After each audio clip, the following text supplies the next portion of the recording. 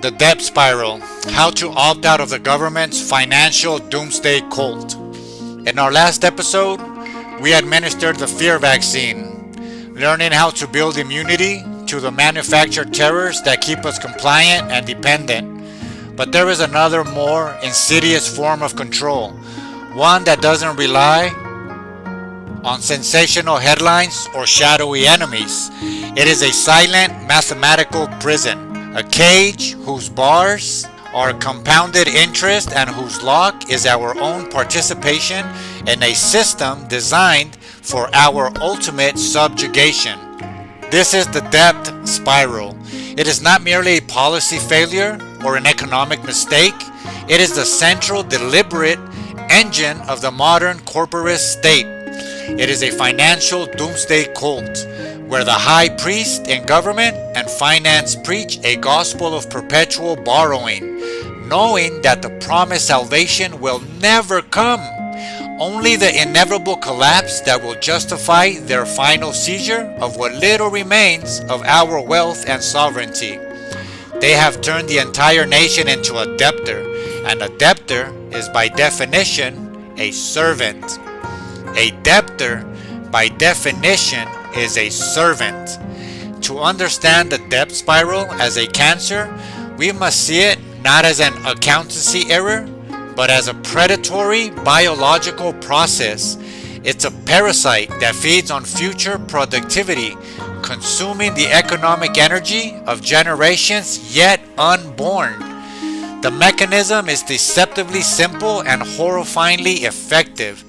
It begins with the creation of a fiat currency, a currency not backed by anything tangible like gold, but by the full faith and credit of the government, which is to say, by its power to tax you, its citizens. This creates an infinite money glitch for those in power. When the government needs to spend more than it collects in taxes, it doesn't cut spending.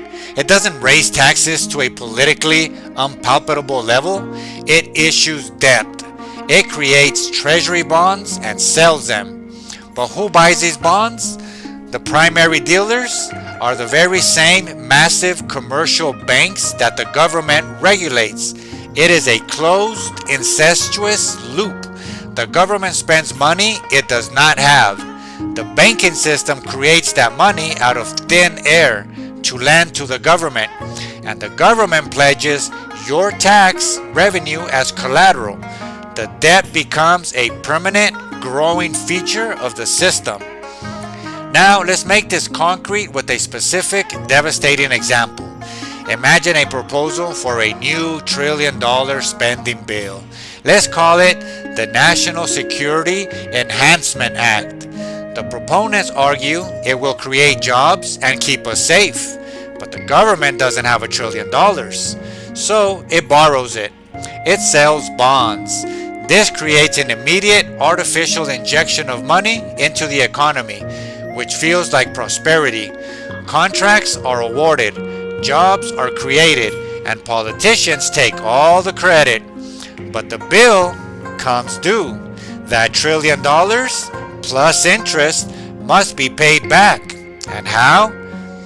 Through a combination of three brutal mechanisms. First, through inflation, which is a hidden tax on every dollar you hold, silently eroding your savings and purchasing power. Second, through future taxation, placing a burden on your children and your grandchildren to pay for today's spending. And third, the most insidious, through more debt. To pay the interest on the old debt, the government must borrow even more money, accelerating the spiral.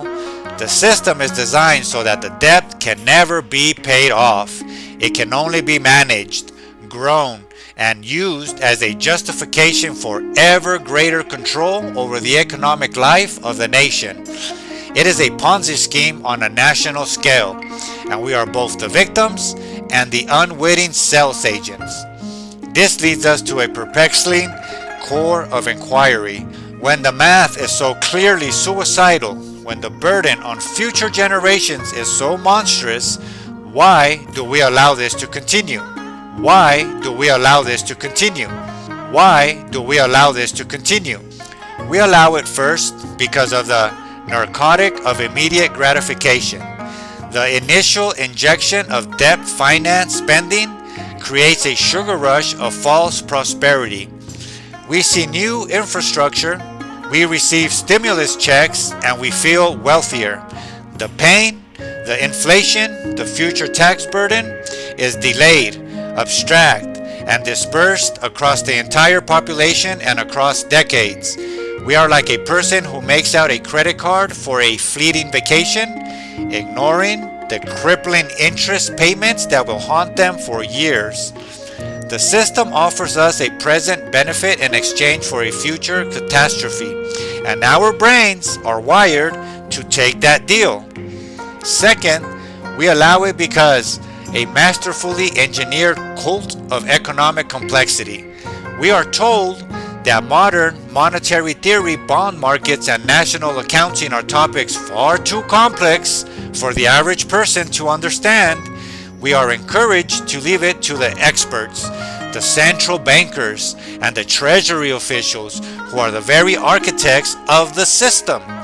This creates a priesthood, a class of technocrats who speak in an impenetrable language of quantitative easing and debt to GDP ratios, using this complexity as a shield to hide the simple, brutal truth. They are spending money that does not exist and billing our descendants for it. We feel unqualified to question the high priest of finance, but the most powerful reason we allow it is the bystander effect on a civilizational scale. The problem feels so vast, so systematic, and so impersonal that we feel absolved of all responsibility. What can one person do about the national debt, we ask? It's someone else's problem. This diffusion of responsibility is the system's greatest defense. It makes us feel like powerless spectators to our own financial enslavement, rather than recognizing the system is made of our collective participation, our votes, our taxes, and our silent acquiescence. We are not bystanders, we are the fuel. Escaping the debt spiral, therefore, requires not a political revolution, but a personal and communal financial secession. We must practice a peaceful abandonment of the system's core dependencies. The first, most critical step is personal financial sovereignty. This means systematically reducing your own debt and exposure to the fiat currency system. Get out of consumer debt. Shift your savings into inflation-resistant assets like productive land, precious metals, or essential skills. Things that hold value regardless of the currency's purchasing power. The goal is to make our personal balance sheet a fortress that cannot be eroded by the system's deliberate devaluation. A person who is debt-free and owns real assets is a person the system cannot control. The second step is to embrace parallel economies. This is the practical application of local divestment. Use and create local exchange systems, barter networks, and community-supported agriculture. Trade your skills directly with your neighbors for theirs. The more you can meet your needs outside the official debt-based economy, the less you are affected by its inflation and taxes and its control. You begin to starve the beast by removing yourself from its food chain. The third step is a philosophical rejection of the cult. Stop believing that government debt is a benign or necessary tool. Understand it for what it is, a claim on future freedom. Advocate for a sound, commodity-backed currency that cannot be artificially created. At the very least, demand a constitutional amendment requiring a balanced budget, forcing the government to live within its means, just as you must. This shifts the debate from how much should we spend to why are we spending money we don't have. And the final, most profound step is to invest in the non-monetary. The system powers lies in its ability to monetize every aspect of life. Fight back by building wealth that exists outside its ledger. Invest in your family, your health, your knowledge, and your community relationships. These are forms of capital that cannot be inflated away, taxed into oblivion, or repossessed by a bank. They represent a true sovereign wealth that the debt machine cannot touch. The national debt is not an accounting problem, it's a moral problem. It's the ultimate manifestation of a system that lives for the present at the expense of the future, that sacrifices well-being of its children for the comfort of its ruling class. To opt out is to make a stand for integrational justice, to declare that we will no longer be complicit in this financial doomsday cult.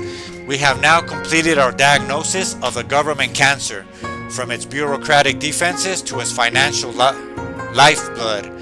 The malignancy does not stop at the stage's border. It has spawned a twin, an entity that operates with the same psychopathic logic, but under a different guise. See you in the next episode.